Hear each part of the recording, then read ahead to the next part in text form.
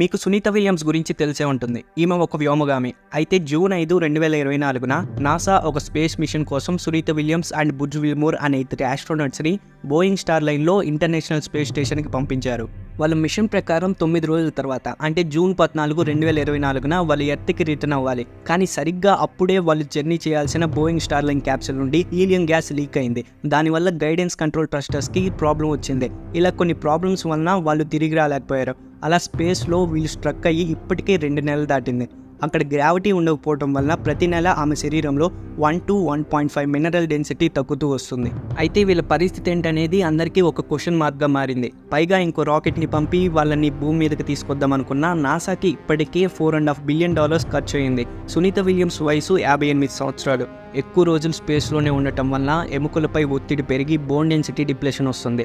అలాగే స్పేస్లో vitamin D కూడా ప్రొడ్యూస్ అవ్వదు. అందువల్ల ఆమెకి కాల్షియం డెఫిషియన్సీ వస్తుంది. అయితే నాసా చేస్తున్న ప్రణాళికల ప్రకారం వీళ్ళు తిరిగి రావడానికి ఇంకా 8 నెలలు పడుతుందంట. అంత లేట్ చేస్తే బ్రెయిన్ ఇష్యూస్ కూడా వస్తాయి. కానీ తను సేఫ్గా ఇంటికి రావాలని మనం కోరుకుందాం. బెంగళూరుకి చెందిన ఆకాశ్ లబ్ధి అనే స్టార్టప్ మనుషుల్ని అంతరిక్షంలోకి పంపడానికి ఒక ప్రోటోటైప్ని డిజైన్ చేస్తుంది. ఈ కంపెనీ ఏం చేస్తుందంటే మనం అంతరిక్షంలో ఉండటానికి వీలుగా ఒక ఎక్స్పాండబుల్ స్పేస్ హ్యాబిటేట్ని డిజైన్ చేస్తుంది. అంటే ఇది మనం అంతరిక్షంలో ఉండటానికి ఒక ఇల్లు లాంటిది. కానీ ఆ ఇంట్లో 6 నుండి 16 మంది వరకు ఉండొచ్చు. దీన్ని అంతరిక్ష హ్యాప్ అనే పేరు పెట్టారు. అయితే ఈ అంతరిక్ష హ్యాప్కి ఎక్స్పాండ్ అయ్యే గుణం ఉంది. అలాగే ఈ ఇల్లు భూమి మీద నుండి స్పేస్లోకి చేరిన తర్వాత ఫుల్గా ఎక్స్పాండ్ అవ్వడానికి 7 రోజులు టైం పడుతుంది. ఈ వీడియో మీకు నచ్చుతుందా? అయితే ఒక్క కామెంట్ పెట్టచ్చు కదా. అలాగే అదే చేత్తో కొంచెం లైక్ చేసి సబ్స్క్రైబ్ చేయండి. ఇప్పటికే కామెంట్ పెట్టి లైక్ చేసి సబ్స్క్రైబ్ చేసిన వాళ్ళకి థ్యాంక్ యూ సో మచ్.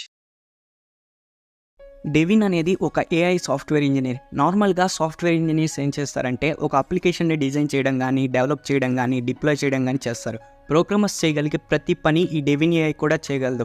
దీని గురించి మాట్లాడుకునే ముందు ఓపెన్ ఏఐ రిలీజ్ చేసిన ఈ రిపోర్ట్ని చూడండి. 80% ఆఫ్ జాబ్స్ ఏఐ వల్ల ఇంపాక్ట్ అవుతాయంట. ఇండస్ట్రియల్ రెవల్యూషన్తో పోల్చుకుంటే ఇది చాలా డిఫరెంట్.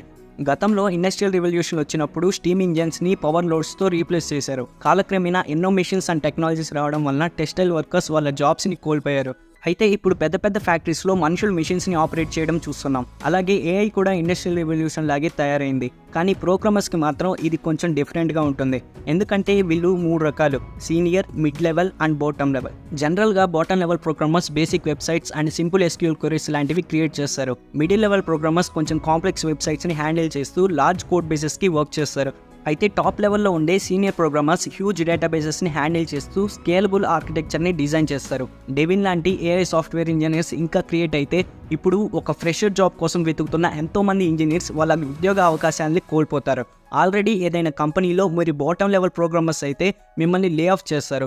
ఎందుకంటే బాటమ్ లెవెల్ ప్రోగ్రామర్స్ ప్లేస్కి మిడిల్ లెవెల్ ప్రోగ్రామర్స్ వస్తారు. మిడిల్ లెవెల్ ప్రోగ్రామర్స్ ప్లేస్కి డెవిన్ లాంటి ఏఐ సాఫ్ట్వేర్ ఇంజనీర్స్ వస్తారు. సో ఇప్పుడున్న middle level and senior programmers జాబ్స్కి ఎలాంటి ఇబ్బంది ఉండదు. కానీ ఇప్పుడిప్పుడే సాఫ్ట్వేర్ ఇంజనీర్ జాబ్ కోసం ప్రయత్నిస్తున్న ఫ్రెషర్కి అవకాశాలు ఉండవు. ఎందుకంటే మనకు already chat GPT, Copilot, Google Gemini లాంటి ఏఐస్తో మంచి కన్వర్జేషన్ బిల్డ్ చేస్తే ఇవి మనకు కావాల్సిన అవుట్పుట్ ఇస్తుంది. అందువల్ల బేసిక్ కోడ్ రాయగలిగే ప్రోగ్రామర్స్కి విలువ ఉండదు. వీటి వల్ల మనకు కాంపిటీషన్ పెరిగింది. ఆ మధ్య ఒక న్యూస్ బాగా వైరల్ అయింది. సౌత్ కొరియాలో వర్క్ లోడ్ ఎక్కువ అవడం వల్ల ఒక సివిల్ సర్వెంట్ రోబో సూసైడ్ చేసుకుందని. కానీ ఇది నిజం కాదు. అసలు నిజం ఏంటంటే ఆ రోబోకి ఏ ఫ్లోర్లో వర్క్ ఉంటే ఆ ఫ్లోర్కి లిఫ్ట్లో కానీ మెట్ల మీద కానీ వెళ్ళగలదు. అలాగే మిగతా మనుషులకున్నంత standard schedule and employee ID card ఈ రోబోకి కూడా ఉంది. అయితే సౌత్ కొరియా లాస్ ప్రకారం మనుషులైనా రోబోస్ అయినా ఒక వారానికి 40 గంటల కన్నా ఎక్కువ పని చేయకూడదు. ఒకవేళ ఓవర్ టైం చేయాలంటే అది కూడా వారానికి 52 గంటలు కూడా దాటకూడదు.